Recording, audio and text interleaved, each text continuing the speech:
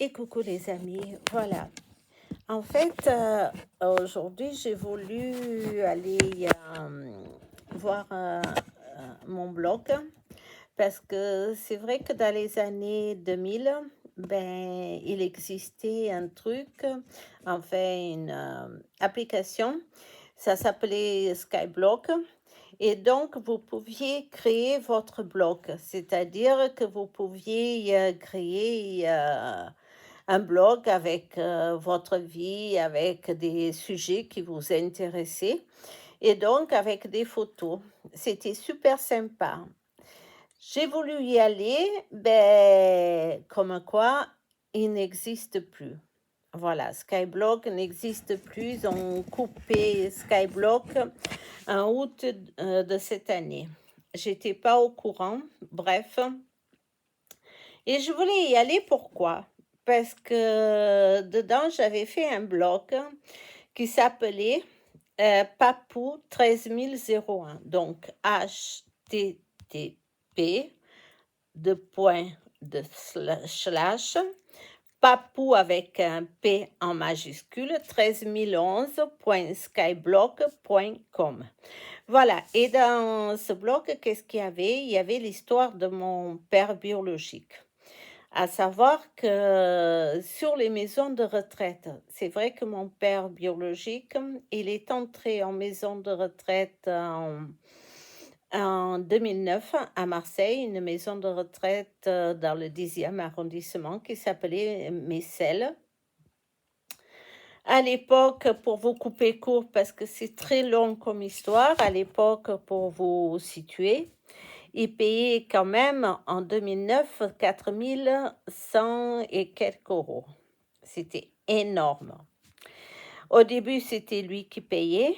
Et puis, vu qu'il est tombé plusieurs fois du lit, parce que je ne comprends pas, en payant 4000 et quelques, il était laissé tout seul la nuit. Parce que c'est vrai que le personnel, ben, c'est vrai, pour dire les choses comme elles sont, ils s'en battaient les couilles.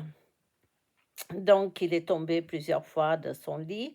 Il a atterri à l'hôpital, mais je vous passe plein de trucs. C'est pour ça que je regrette que Skyblock n'existe plus, parce que l'histoire, elle était bien racontée là-bas, avec les feuilles que je payais et tout, les factures et tout. Et donc, comme il est tombé du lit, ben, il ne pouvait plus marcher à partir de là, alors que lui, il était autonome. Je me rappelle, il venait, moi j'habitais à Saint-Marcel à l'époque, donc lui, la maison de retraite, elle était dans le 10e, donc boulevard Saint-Loup. Et lui venait me voir à la maison tous les après-midi. Donc, il était vraiment autonome. En plus, il avait que 80 ans. Donc, il n'était pas trop vieux. Mais à la suite qu'il soit tombé, ben, il n'était pas bien du tout. Donc, il m'a donné les procurations pour que ce soit moi qui m'occupe de tout. Donc, j'ai commencé à m'occuper de tout. Et quand je voyais les factures à la fin du mois, ben si lui, il est payé sans broncher, il faisait pas attention, moi, je détaillais tout. Il y avait des trucs que ça n'allait pas, comme des parfums que soi-disant, lui achetait des parfums de marque. Un mois après, il n'y en avait plus de parfums. Alors que mon copain de l'époque, quand il s'achetait un parfum, pourtant, il s'en mettait. Hein. Le parfum, il lui durait 4 mois, voire 5 mois. Alors que lui, il était en maison de retraite, le parfait il lui durait un mois.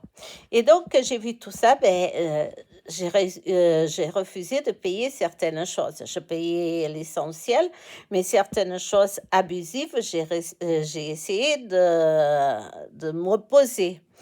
Et j'ai refusé de payer. Mais seulement ceux qui ne savaient pas, eux, c'était mon père biologique. Donc, un jour, c'était après les fêtes de Noël 2009.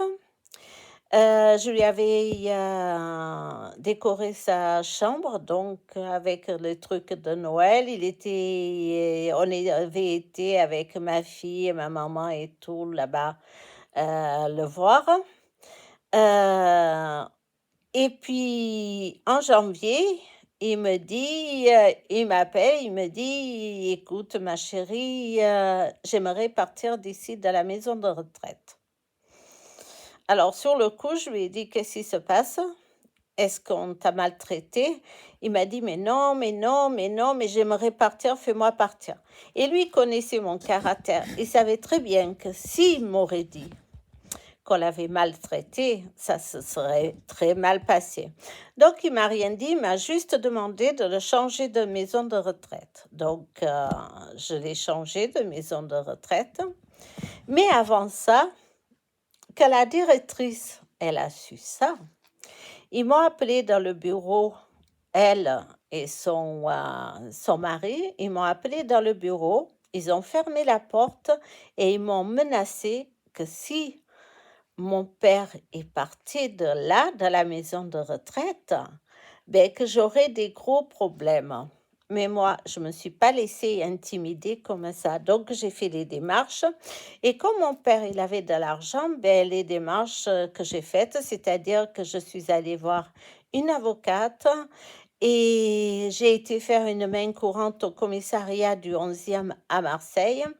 Et en plus, j'ai trouvé une maison de retraite, donc un peu plus près de chez moi, à Sainte-Marguerite. La maison de retraite super bien, moins chère, et en plus, elle était super. Et le jour que je l'ai fait partir de mes selles, j'ai quand même fait venir un huissier, parce que je voulais y mettre la loi de mon côté. Et ça, ils n'ont jamais accepté parce que de là, ils s'étaient dit, ça y est, on a la main basse sur lui, on va faire ce qu'on veut. Parce que je vous passe beaucoup de détails où elle a fait des trucs pas bien du tout, notamment quand il devait recevoir la médaille pour les anciens combattants et que je lui avais acheté le costume et tout, qui devait aller à la mairie du 11e, ben, elle savait sciemment, mais elle a fait exprès de ne pas faire venir l'ambulance. Donc, finalement, il a presque raté le truc. Heureusement que monsieur le maire, il a été super sympa parce j'ai appelé moi-même une ambulance. On a fait le maximum et on est arrivé à la fin, mais monsieur le maire, il a été sympa et il lui a donné sa décoration. Et quand je lui ai dit ça, elle a dit la prochaine fois. La prochaine fois quoi? Il avait 80 ans. La prochaine fois de quoi? Enfin bref. Seulement quand il est parti de là-bas, donc je croyais que l'histoire, elle était finie. Mais non, elle n'était pas finie. Parce que un mois après, qu'il soit dans la nouvelle maison de retraite, ben, j'ai reçu une lettre comme quoi la maison de retraite, là où il était avant, c'est-à-dire Messel, ils avaient fait toutes les démarches pour le mettre sur tutelle. Mais seulement manque de peau pour elle. Euh, Elle n'a pas pu parce que je me suis battue, parce que j'avais les preuves que je payais la maison de retraite, j'avais toutes les factures, j'avais les preuves que c'était moi qui le faisais manger parce que tous les midis, après mon travail, j'allais le faire manger. Vous vous rendez compte, il payait 4100 et quelques euros, 150 euros. Et j'étais obligée tous les midis, quand je sortais du travail, d'aller lui donner à manger. Et ça, j'en avais des photos, j'avais pris des photos. Les employés, elles me connaissaient, elles me voyaient tous les midis. Donc, elle n'a pas eu gain de cause. Mais voilà, j'aurais voulu trouver le blog parce que dessus, il y avait marqué tout ça. Parce que les maisons de retraite, la plupart, elles ne sont pas honnêtes. Et cette maison de retraite, à mon père, elle croyait qu'il était seul, quoi. Elle a essayé de le mettre sur tutelle. Et vous savez quoi? Elle avait fait venir un médecin qui était de mèche avec elle, qui travaillait pour la maison de retraite, donc, et qui avait déclaré mon père inapte, qu'il n'avait plus sa tête, alors que c'était lui. À l'époque, il avait des appartements en viager et c'était lui qui me donnait les dates et tout. Il perdait pas la tête. Mais seulement moi qui suis pas conne, quand il a atterri dans la nouvelle maison de retraite, ben, j'ai fait venir le plus grand psychiatre de Marseille. Je l'ai laissé seul avec lui. Et le plus grand psychiatre de Marseille, il a bien fait une attestation comme quoi mon père, il avait toute sa tête. Il est mort en 2011. Mon père, il s'appelait Jean-Marie Laranné. Voilà, il est mort en 2011. Et c'est dommage que j'arrive plus à trouver les blocs parce que dessus, il y avait tout marqué. Le bloc, il s'appelait http papou avec un P majuscule 13011.skyblock.com. Voilà, les photos de mon père, ben, elles sont dans une page que j'ai créée, album souvenir de ma vie. Voilà, et l'histoire que je vous raconte là, c'est la vérité. Et si on peut retrouver le blog, ben, tous les justificatifs, ils y sont dessus. Alors, quand vous avez des parents qui sont âgés, méfiance, parce que beaucoup de maisons de retraite, je ne dis pas toutes, mais beaucoup de maisons de retraite, ce sont vraiment des grosses bordilles. Voilà, bonne journée, au revoir.